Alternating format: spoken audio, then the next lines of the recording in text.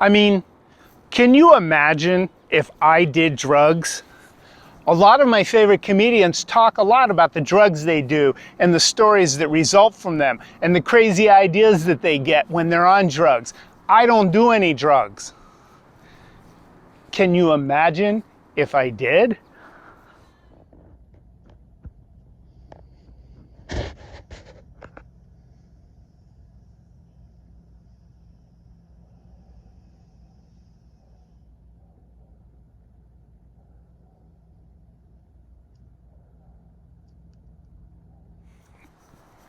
Welcome to Travis Laughs, where I practice my nerdy jokes. That's what my friend told me. Travis, your jokes seem a tad nerdy. Who am I, Neil deGrasse Tyson? What do these glasses make me look like, Maz Kanata? Whose college roommate do I look like, Ed Nygma? I mean, where do you guys think I get all my data from? The Federation flagship USS Enterprise D? Nerdy? Me? All right, she may have had a point, but I would have stayed there and argued with her, except she wasn't wearing her mask, so I just let it go, like a princess. I've been getting really nostalgic lately as I hear so many people saying things like, nobody can tell me what I should wear on my face. Nobody can tell me how I should socialize and with how many people. Nobody can tell me what medical treatments I should have just because they believe that my choices are resulting in a bunch of people dying. It's still my body and my choice.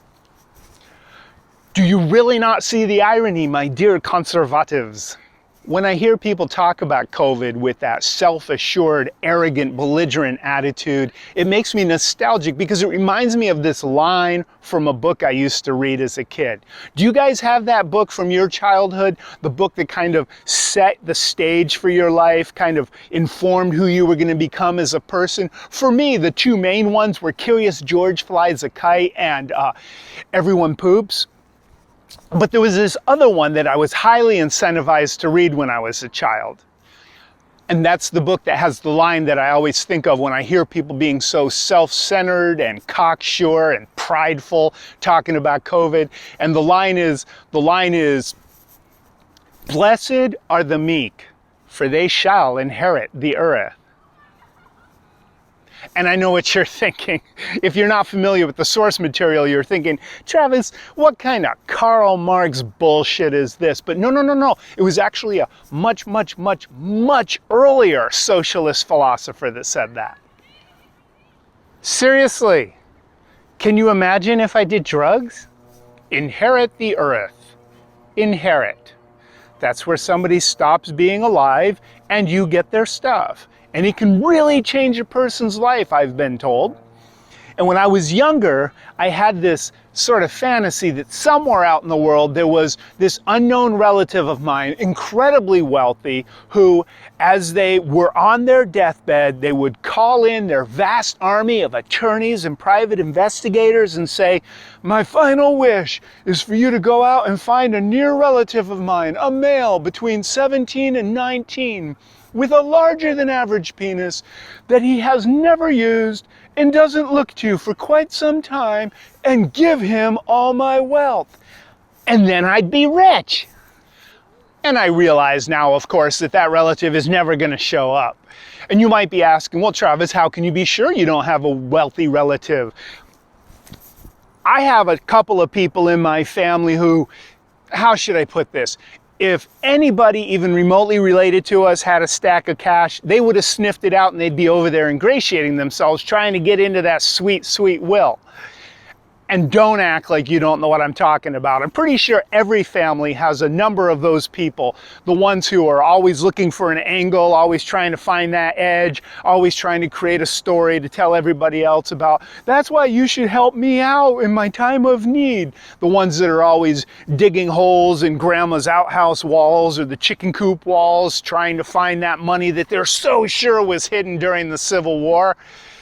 They would tell me, Travis, that's easy for you to say. You're confident. You like yourself. You're comfortable with your runaway eyebrows and your braidable ear hair and your torso mullet.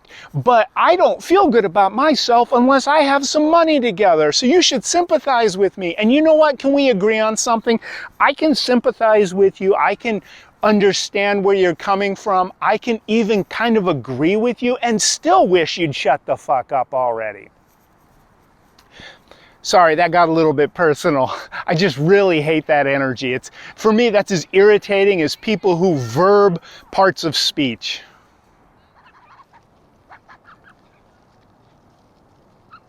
You know what, I shouldn't even pick on my family. Most of my extended family I don't even know. I distanced myself from them decades ago, largely based on a religion thing.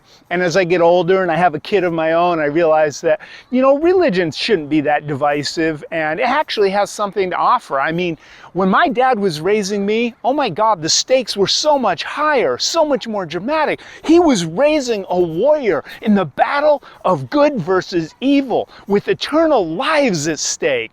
I'm raising my kid just trying to make him be a decent guy who considers other people's feelings, takes advantages of opportunity for joy, and has the wherewithal to watch out for people changing lane ahead of him without using their turn signals, because, they really have to be ahead of you, but it makes your day so much more complicated once you've wrinkled that little fishy bumper sticker.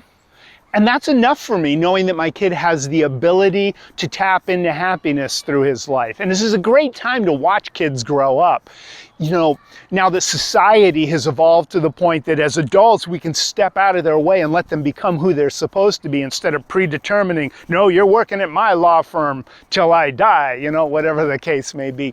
And it's really fun to watch him and his peer group and his friends as they evolve, like new person Carl and new person Brighton, new person Gerard, these amateur fill in the noun. It's fun to watch them become who they're going to be, watching all these amateur nouns as they become whoever he, she, them, they are meant to be, these pronouns. Hey, Jesus had a meaning for the parts of speech, buddy. Don't you go perverting them. Whoa, okay, all right, calm down. Let's do this. Let's separate the responsibility. You keep track of the sin, and I'll keep track of the syntactic, all right? And that, gentle viewer, that's a nerdy joke. You guys, I hope you come back next time when the jokes will be just as dirty but far less nerdy. See you next time. Oh, wait. Imagine if I did drugs.